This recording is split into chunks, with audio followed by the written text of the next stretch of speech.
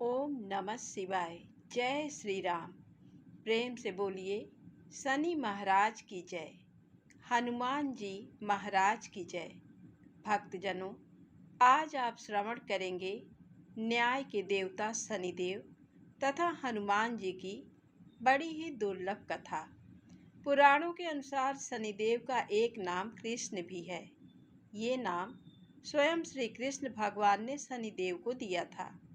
आज के दिन जो भी मनुष्य इस व्रत को करता है या कथा का श्रवण करता है तो उन भक्तों पर शनिदेव जी के साथ साथ हनुमान जी की कृपा भी प्राप्त होती है, क्योंकि शनि दोष से परेशान मनुष्य इस दिन हनुमान जी की कथा को सुनने तथा भजन कीर्तन करने से उनकी सभी प्रकार के ग्रह और साढ़े साती ढैया समाप्त हो जाती है और साथ ही शनिदेव की कृपा से भक्तों को रोगों से मुक्ति मिलती है। तो भक्तजनों, आइए श्रवण करते हैं दुख दारिद्र्य को दूर करने वाली शनिदेव जी की बड़ी ही दुर्लभ पावन कथा। किसी गांव में एक बहुत ही विद्वान ब्राह्मण रहा करते थे। एक दिन रात्रि में उसने सपने में देखा कि एक नीला वस्त्र पहने हुए बहुत ही दिव्य पुरुष उससे कह रहा है कि हे ब्राह्मण देवता, मैं तुझे लगूंगा। अब देखिए, ये सपना उस ब्राह्मण को रोज दिखाई देता। इससे वह परेशान हो गया और दुबला पतला होने लगा। उसका स्वास्थ्य बहुत ही गिरने लगा। एक दिन उसकी पत्नी ने कहा, देखिए, मैं आपको कितना अच्छे से खिलाती पिलाती हूँ, मेवा मिश्री खिलाती हूँ, दूध मलाई खिलाती हूँ, अच्छा भोजन आहार पकाकर खिलाती हूँ, फिर भी आप इतने दुबले पतले क्यों होते जा रहे हैं? इसका क्या कारण है? प्रिय भक्तजनों, उस ब्राह्मण ने अपनी पत्नी से अपना सारा हाल बताया कि मेरे सपने में एक नीले कपड़े पहने हुए बहुत ही दिव्य पुरुष आते हैं। वे मुझसे कहते हैं कि हे ब्राह्मण, मैं तुझे लगूंगा। अब यही सोचकर मुझे भूख प्यास नहीं लगती, मैं दुबला होता जा रहा हूँ। तब ब्राह्मणी ने कहा, हे पतिदेव, मुझे लगता है कि आपको शनि भगवान दर्शन देते हैं। आपके ऊपर शनि की दशा शुरू होने वाली है, इसलिए आपको वे सचेत करते हैं। अवश्य ही वे शनि महाराज हैं। अब की बार जब दिखें तो आप उनसे कहिएगा कि आप मुझे सिर्फ सवा पहर ही लगना। प्रिय भक्तजनों, उसी दिन जब रात्रि होती है तो ब्राह्मण फिर से सोता है और उसके सपने में शनि भगवान दर्शन देते हैं और कहते हैं, हे ब्राह्मण, आज मैं तुम्हें लगूंगा। तब ब्राह्मण ने कहा, हे भगवान, यदि आप लगना ही चाहते हैं तो लग जाइए, लेकिन ये बताइए आप कितने दिनों के लिए लगोगे? तब शनिदेव जी ने कहा, हे ब्राह्मण, तुम्हारे ऊपर साढ़े साती शुरू होने वाली है, मैं तुम पर 7 साल के लिए लगूंगा। तब ब्राह्मण ने कहा, क्षमा कीजिए भगवान, इतना भारी तो मुझसे झेला नहीं जाएगा, 7 साल बहुत हैं। तब शनिदेव जी बोले, अच्छा 5 वर्ष के लिए लगूंगा। तब ब्राह्मण ने कहा, शनि महाराज, ये भी मेरे लिए ज़्यादा है। तो शनि भगवान बोले, तो ठीक है, 2.5 साल का लग जाऊं। ब्राह्मण ने फिर मना कर दिया। तब शनि देव कहने लगे, सवा पहर का लगूंगा तो ठीक रहेगा। प्रिय भक्तजनों, उसे सवा पहर की शनि की दशा लग गई। ब्राह्मण ने नींद से उठते ही अपनी पत्नी से कहा, देखो, मेरे सवा पहर की शनि की दशा लगी है, इसलिए मैं जंगल में जाकर समय बिताऊंगा। तुम मेरे खाने पीने का सारा सामान बांध दो और इस सवा पहर में कोई गाली भी दे तो उसे भी सुन लेना। ऐसा कहकर ब्राह्मण अपने घर से जंगल की ओर चल दिया। जंगल में ब्राह्मण एक पीपल के पेड़ के नीचे बैठ गया और हनुमान जी का पाठ करने लगा। एक पहर बीत गया तो ब्राह्मण ने सोचा, बाकी का समय तो रास्ते में ही बीत जाएगा, और वहां से चल दिया। और रास्ते में चलते हुए उसे एक सब्जी मंडी दिखाई दी। तो उसने सब्जी मंडी में से एक बड़ा सा कद्दू खरीदा। कद्दू खरीदकर अपनी चादर में लपेटकर वहां से चल दिया। तभी रास्ते में सनी महाराज एक साधु का वेश बदलकर उसके पास आते हैं और कहते हैं, तुम्हारे चादर में क्या है? तो ब्राह्मण ने कहा, हे साधु महाराज, मेरी इस चादर में तो कद्दू है। साधु ने कहा, अच्छा, कद्दू है तो दिखाओ। जब ब्राह्मण ने अपना चादर दिखाया तो आश्चर्य, उसमें तो उस राज्य के राजा के बेटे का कटा हुआ सर था। ये देखते ही साधु महाराज, जो कि शनि देव जी थे, उस ब्राह्मण को लेकर राज दरबार में पहुंच गए और राजा से कहने लगे, महाराज, ये देखिए, ये दुष्ट दुराचारी आपके पुत्र की हत्या करके उसके सिर को काट के अपने चादर में लेकर घूम रहा था। इसे आप दंड दीजिए। प्रिय भक्तजनों, राजा ने जब सुना कि उस ब्राह्मण ने उसके पुत्र को मार दिया है, राजकुमार की हत्या कर दी है, तब राजा बहुत ही क्रोधित हुआ। उसने कहा, मुझे मत दिखाओ, मुझसे ये सब कुछ देखा नहीं जाएगा। हे सैनिकों, तुम इसे तुरंत ले जाओ और इसे सूली पर चढ़ा दो। जब नगर में ये समाचार हुआ कि राजा के पुत्र का सिर कट चुका है, एक ब्राह्मण ने उसकी हत्या कर दी है, तो नगर में हाहाकार मच गया और उस ब्राह्मण को सैनिक सूली पर चढ़ाने के लिए ले गए। जब फांसी पर चढ़ाने ही वाले थे, तब जैसा कि नियम होता है, मरने वाले से उसकी अंतिम इच्छा को पूछा जाता है। तो सैनिकों ने भी ब्राह्मण की अंतिम इच्छा को पूछा। सैनिकों ने कहा, हे ब्राह्मण, बताओ तुम्हारी अंतिम इच्छा क्या है?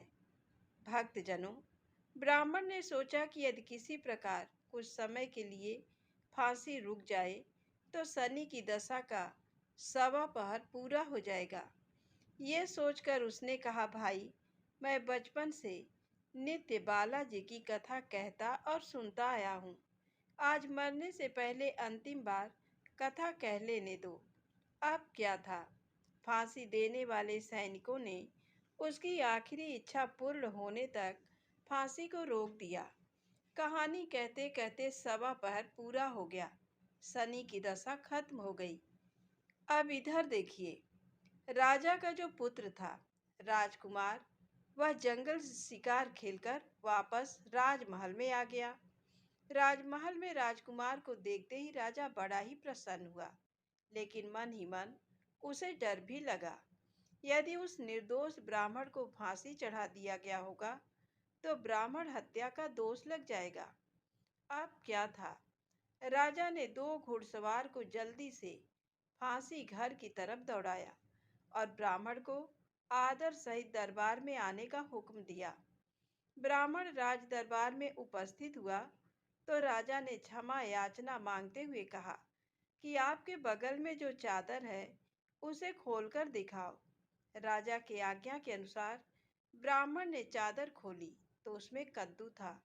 राजा ने ब्राह्मण को बहुत सा धन दिया और पूछा, हे ब्राह्मण देवता, मुझे ये समझ में नहीं आया, इस सब के पीछे रहस्य क्या है? ये सब क्यों हुआ? आखिर ये सब था क्या? तब ब्राह्मण ने कहा, हे महाराज, मुझे 1.25 की शनि की दशा लगी थी, इसलिए ये सब कुछ हुआ। राजा ने कहा, हे ब्राह्मण, शनिदेव की दशा किस प्रकार चलती है? तो ब्राह्मण ने कहा, हे राजन, यदि राजा या सेठ को ये दशा लगती है तो काला हाथी या काला घोड़ा दान करना चाहिए। गरीब को शनि की दशा लगती है तो पीपल की पूजा करनी चाहिए और शनि की कहानी सुननी चाहिए। तिल, तेल और काला उड़द आदि का दान करें। काले कुत्ते को तेल चुपड़ी रोटी खिलाएं तो शनि की दशा उतर जाएगी। राजा ने उस ब्राह्मण को कद्दू वापस कर दिया। अब घर जाकर ब्राह्मण ने कद्दू अपनी पत्नी को दिया। जब उसकी पत्नी ने सब्जी बनाने के लिए उस कद्दू को काटा तो उसके बीजों की जगह हीरे मोती निकलने लगे। तब ब्राह्मणी ने पूछा, हे पतिदेव, ये सब क्या है? इसमें से हीरे मोती कैसे निकल रहे हैं? इसे कहाँ से लाए हैं? तब ब्राह्मण ने कहा, हे प्रिय, जब शनि की दशा लगी थी तो ये कद्दू कुंवर का सिर बन गया था, और जब दशा उतरी है तो शनि महाराज ने कैसे निहाल कर दिया, हमें माला माल कर दिया। हे शनि देवता, जैसे ब्राह्मण को शनि की दशा लगी वैसे किसी को भी शनि की दशा ना लगे। जैसे ब्राह्मण को धन दौलत मिला वैसे सबको धन दौलत मिले। कथा कहानी कहते सुनते हुंकार भरते सबको मिले। तो बोलिए श्री शनिदेव महाराज की जय हो। ओम नमः शिवाय। प्रिय भक्तजनों, आइए अब सुनते हैं भगवान शनिदेव की दूसरी कथा। ये कथा सुनने से भक्तों को मनोवांछित फल की प्राप्ति होती है। नर्मदा नदी के किनारे एक गांव में बहुत ही बड़े साहूकार का परिवार निवास करता था। साहूकार की मृत्यु हो चुकी थी। घर में साहूकारनी और उसके 2 बेटे, एक बड़ी बहू थी। साहूकारनी का छोटा बेटा मानसिक रोग से ग्रस्त था। उसकी मानसिक स्थिति ठीक नहीं थी। साहूकारनी की बड़ी बहू तारा को विवाह के कई वर्ष बीत गए थे, पर अभी तक उसे संतान नहीं हुई थी।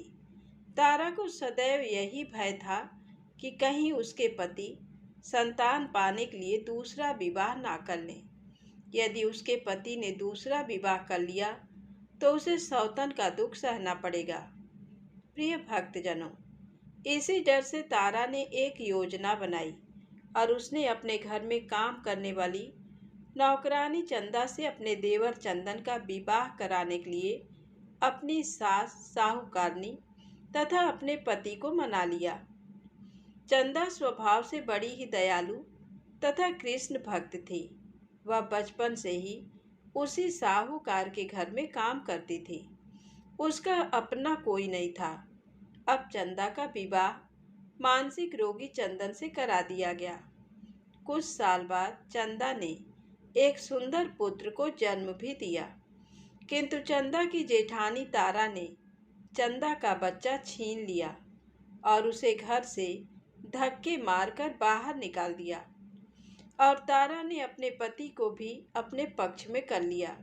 बेचारा चंदन तो मानसिक रोगी था, वह कर भी क्या सकता था, और वह साहूकारनी चाह कर भी कुछ ना कर सकी। प्रिय भक्तजनों, दरअसल में ये तो तारा की चाल थी। उसने तो कभी चंदा को अपनी देवरानी माना ही नहीं। वह तो सिर्फ चंदा से उसका बच्चा लेना चाहती थी ताकि उसे पाल पोसकर अपना नाम दे सके। अब देखिए, चंदा के बार बार रोने गिड़गिड़ाने पर भी तारा नहीं मानी और उसे गांव से ही निकाल दिया। अब चंदा गांव गांव भटकने लगी। भटकते भटकते वह कृष्ण जी के एक पुराने मंदिर में पहुंच गई। वहीं पर उसने प्रभु से न्याय की गुहार लगाई। वह अपना सर भगवान की चौखट पर पटकने लगी और लगातार ओम कृष्णाय नमः मंत्र का जप भी करती रही। तो प्रिय भक्तजनों, उस स्त्री की करुण पुकार न्याय के देवता शनि देव ने सुनी तथा भगवान श्री कृष्ण के आदेश से तुरंत चंदा के पास उपस्थित हो गए और साधारण मनुष्य का रूप धारण करके उसे अपने आप को कष्ट न पहुंचाने के लिए कहा और कहा, हे बहन, तुम भगवान श्री कृष्ण पर विश्वास रखो और ओम श्री कृष्णाय नमः मंत्र का जप करती रहो। तुम्हारा अवश्य ही कल्याण होगा। तुम्हारे जो भी दुख हैं सब भगवान श्री कृष्ण हर लेंगे और शनिदेव की कृपा से तुम्हारा मंगल होगा। ये सुनकर चंदा भगवान श्री कृष्ण की आराधना में लग जाती है और शनिदेव का ध्यान करते हुए ओम कृष्णाय नमः मंत्र का जप करने लगी। अब शनिदेव एक साधु का वेश बदलकर साहूकार के घर पहुंच गए और अलख निरंजन का अलख जगाने लगे। तब घर से बाहर साहूकारनी निकली और उसने भिक्षा देकर उन्हें प्रणाम किया। तब साधु रूपी शनिदेव ने कहा, हे देवी, मैंने सुना है आपके घर में कोई मानसिक रोगी है। मैंने 7 सालों से हिमालय के जंगलों में भटकते हुए बहुत ही दुर्लभ जड़ी बूटी इकट्ठी की है जो हर प्रकार के रोगों को समाप्त कर देती है। यदि आप कहें तो मैं आपके घर के मरीज को ठीक कर सकता हूँ। प्रिय भक्तजनों, उस साहूकारनी ने कहा, हे महात्मा, अहो भाग्य जो आप यहाँ पधारे। हाँ महाराज जी, मेरा छोटा बेटा जो कि दिमागी रूप से बीमार है, आप उसे ठीक कर दीजिए। आप जो चाहेंगे मैं वह आपको दूंगी। आइए, घर के अंदर आइए। साहूकारनी ने अपने बेटे चंदन को साधु महाराज को दिखाया, जो अब चंदा के चले जाने से बहुत ही दुखी था। साधु महाराज ने अपने कमंडल से जल निकालकर उसे अभिमंत्रित करके चंदन को पीने के लिए दिया। अब उस जल को पीते ही चंदन बिल्कुल ठीक हो गया और साधु महाराज ने तारा को भी बहुत समझाया कि वह चंदा का बच्चा उसे वापस कर दे और अपनी गलती को स्वीकार कर ले, किंतु वह नहीं मानी। वह तो उल्टे ही साधु महाराज को डांटने लगी, यहाँ तक कि चंदन के ठीक होने से उसे ईर्ष्या करने लगी। इस बात से रुष्ट होकर भगवान शनिदेव की दशा तारा को लग गई और वह मानसिक रोगी हो गई। उसका एक हाथ लकवा से ग्रस्त हो गया। साधु महात्मा के बताए अनुसार चंदन अपनी पत्नी चंदा को घर ले आया और अपनी पत्नी, बच्चे और माँ के साथ हंसी खुशी जीवन व्यतीत करने लगा। प्रिय भक्तजनों, तारा को शनिदेव ने उसके कर्मों का फल दिया और चंदा के सिर्फ ओम कृष्णाय नमः मंत्र का जप करने से उस पर कृपा बरसाई और उसका बच्चा, पति, परिवार वापस मिल गया। उसका पति भी स्वस्थ हो गया।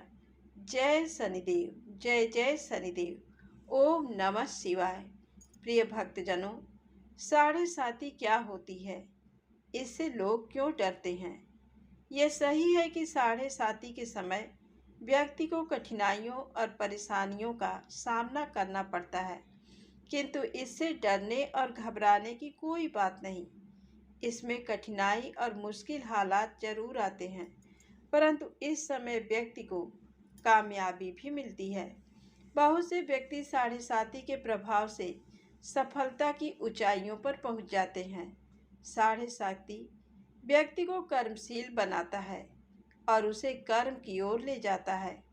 अभिमानी, हठी और कठोर व्यक्तित्व वाले व्यक्ति से ये काफ़ी मेहनत करवाते हैं। साढ़े साती के 3 चरण होते हैं। साढ़े साती का पहला चरण नज़दीकी रिश्तेदारों और जातक को प्रभावित करता है।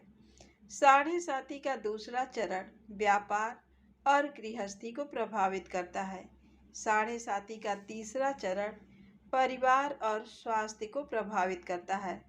भगवान शनिदेव न्याय के देवता हैं। ये कभी भी किसी को ऐसे दंड नहीं देते। यदि दंड देते हैं तो उसे उसके साथ बहुत ही बड़ी शिक्षा भी देते हैं। जैसे एक माता अपने पुत्र की गलती पर उसे दंड देती है, उसकी भलाई के लिए, उसे सही मार्ग पर जाने के लिए, ठीक वैसे ही शनिदेव कर्म और न्याय के पथ पर चलने के लिए मनुष्य को दंड देते हैं, ताकि वह डरकर आगे ऐसा कार्य ना करे और अपने जीवन को सरल और सार्थक बनाए। भगवान शनिदेव तो न्याय के मूर्ति हैं। इनकी पूजा और भक्ति करके व्यक्ति धन, ऐश्वर्य से संपन्न हो जाता है और सफलता की नई ऊंचाइयों को छूता है। जीवन में तरक्की करता है। घर में सुख, समृद्धि, वैभव का आगमन होता है और व्यक्ति का जीवन बड़ा ही सुखमय हो जाता है। शनिदेव भगवान को प्रसन्न करने के लिए शनिवार के दिन पीपल के पेड़ के नीचे शाम को दिया अवश्य जलाएं और कुत्ते को तेल से चुपड़ी रोटी खिलाएं। शनिवार को जल में तिल डालकर पीपल को चढ़ाएं।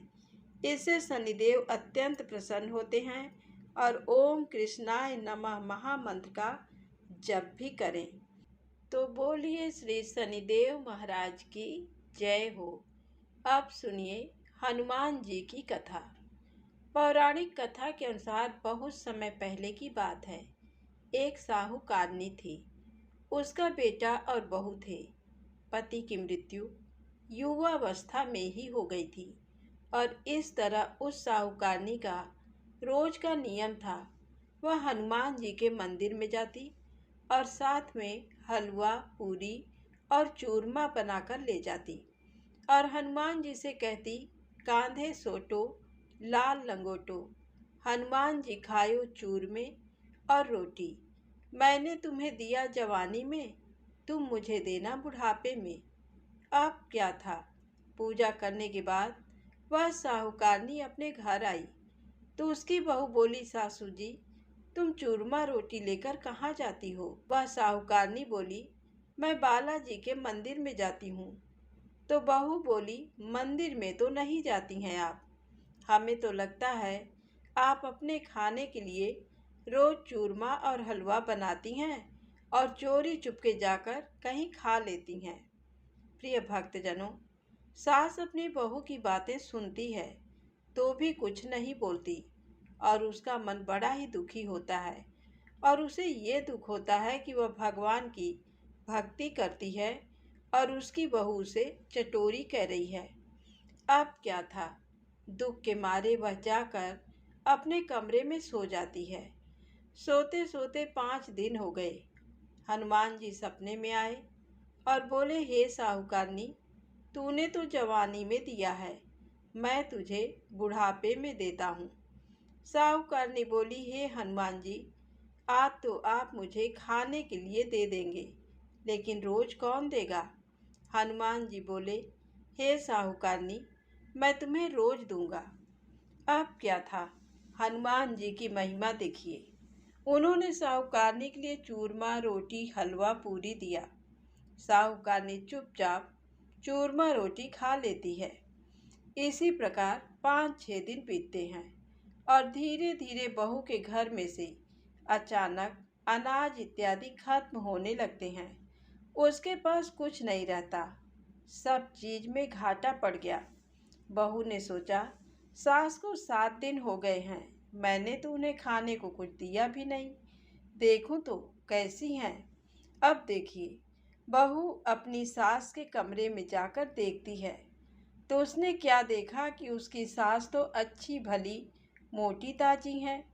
बहू बोली, सासू जी, मैंने तुम्हें खाने को भी नहीं दिया और तुम क्या खाती हो, इतनी स्वस्थ और मोटी ताजी हो। तो सास बोली, मुझे तो हनुमान जी मीठी मीठी हलवा और रोटी दे जाते हैं, मैं वही खाती हूँ। अब क्या था, बहू सास के पैरों में गिर गई, उसे पछतावा हुआ। वह बोली, हे सासू माँ, हम तो तुम्हारे भाग्य का खाते हैं, हमारे घर में तो कुछ भी नहीं रहा, मैंने आपको खाना नहीं दिया, मैंने आपकी भक्ति को झूठा समझ आपको चटोरी समझा, इसलिए भगवान ने मुझे ये दंड दिया। 7 दिन के अंदर ही हमारे घर से अनाज, धन इत्यादि समाप्त हो गया। हे सासू माँ, अब आप ही सब कुछ संभालो, मुझे आपकी भक्ति पर विश्वास हो गया। आपने हनुमान जी को भोग लगाया जवानी में और हनुमान जी ने आपको वही भोग बुढ़ापे में लौटाया है, आपका पेट भरा है। हनुमान जी की महिमा अपार है, कोटि कोटि प्रणाम है। प्रिय भक्तजनों, अब क्या था, उस सास ने खुशी खुशी घर की सारी जिम्मेदारी संभाल ली और सास यानी कि वह साहूकारनी हनुमान जी को रोज चूरमा रोटी, हलवा पूरी खिलाया करती, हलवा पूरी चढ़ाया करती थी। फिर घर में बहुत बरकत हुई और खूब धन धान्य आने लगा। हे हनुमान जी महाराज, हे बालाजी महाराज, जैसे आपने उस साहूकारनी को दिया वैसा सबको देना, सबके घर में अन्न धन के भंडारे भरे रखना, सबका भला और मंगल करना। इस कथा कहानी को कहने सुनने वाले तथा हुंकार भरने वाले सभी को देना। बजरंग बली हनुमान जी की जय। ओम नमः शिवाय।